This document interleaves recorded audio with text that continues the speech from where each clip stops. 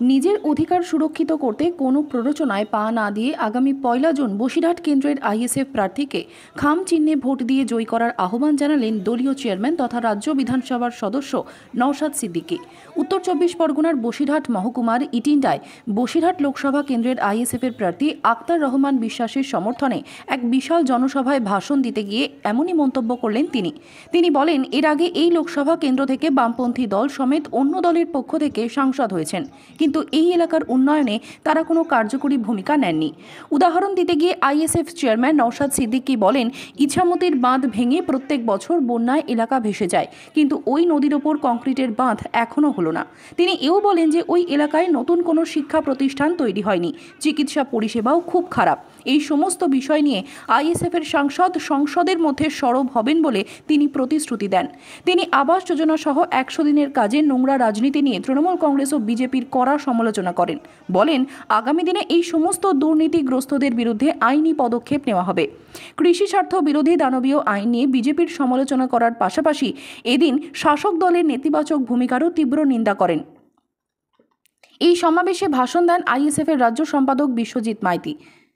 এছাড়াও এদিন উপস্থিত ছিলেন প্রার্থী আক্তার রহমান বিশ্বাস, এই কেন্দ্রের পর্যবেক্ষক কুতুবুদ্দিন ফতেহি, মুসা করিমুল্লাহ, ফিরোজ মোল্লা প্রমুখ। এদিন আইএসএফ চেয়ারম্যান নওশাদ সিদ্দিকী বলেন, শুধু লেখাপত্র নয়, অধীরবাবুকে ডিস্টার্ব হচ্ছে। আমাদের আইএসএফ এর ব্যানার, পোস্টার, ফ্ল্যাগ ছিঁড়ে ফেলে দিচ্ছে, ভয় পাচ্ছে যে অন্যায়। এটা হচ্ছে গণতন্ত্রের পরিপন্থী। আমাদের ক্যান্ডিডেটকেও বাধা দিয়েছে, ডিস্টার্ব করছে। দেখুন, রাজনৈতিক মতদর্শ যাকার যেভাবে থাকতে পারে, গণতন্ত্রের উৎসব যে কেউ তাদের মতোভাবে পালন করবে। এই ধরনের ব্যানার ছিঁড়ে দেওয়া, আমাদের প্রার্থীকেও তো আটকেছে, ফ্ল্যাগ ছিঁড়ে দেওয়া, ফ্ল্যাগ পুড়িয়ে দেওয়া, ওয়াল পোস্টার ছিঁড়ে দেওয়া, এতে গাড়ির ওপরে আক্রমণ করেছে, এটা অন্যায় করছে। এই তৃণমূলের সময় শেষ হয়ে এসেছে, সেই জন্য তারা এগুলো করছে, এগুলো অন্যায় করছে। গণতন্ত্রের এত বড় সভা, এই ভালোবাসার ছোঁয়ায় ইভিএম বাটনে কতটা ছোঁয়া পড়বে? 100% পড়বে। আমরা ইসিআর কাছে চাইব ভোট দেওয়ার ব্যবস্থাটা ঠিকঠাক করবে। মানুষ শান্তিপূর্ণভাবে নির্বিঘ্নে ভোট দিতে পারলেই আমাদের পক্ষে ভোট আসবে। এটা আশা করতে হবে। একটা কথা বলি, যে মানুষ এখানে এসে উপস্থিত হয়েছে এইটা ভোটার নয়, সাইলেন্ট ভোটার আমাদের থেকে অনেক বেশি আছে। কারণ এখানে আসলে আপনারা জানেন যে অনেকে ভয় দেখায়, চমকায়, ধমকায়, এই করে দেবো, সেই করে দেবো, অনেকে ভয় আসতে পারে। কিন্তু করোনার দিনের ৪ তারিখে আপনারা দেখতে পাবেন আমরা অভূতপূর্ব আমাদের রেজাল্ট হবে। আশা করছি আমাদের পক্ষে রাজ্যের যখন 17টা সিট দিচ্ছি, ম্যাক্সিমাম সিট আমাদের সময় শান্তির কথা বলি, সম্প্রীতির কথা বলি, ঐক্যের কথা বলি। তবে একটা কথা, ইসিআই অনেক কথা বলেছে।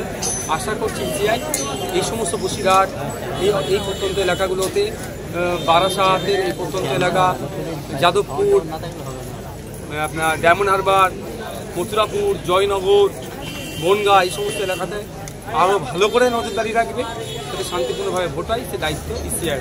আমি আশা করব পঞ্চায়েত নির্বাচনে যে নোংরামি হয়েছে সেই নোংরামি হবে না। কারণ ইসিআই কিন্তু পঞ্চায়েত নির্বাচনে যে নোংরামিটা হয়েছে সেটা অনেক খোঁজ নিচ্ছে শুনলাম।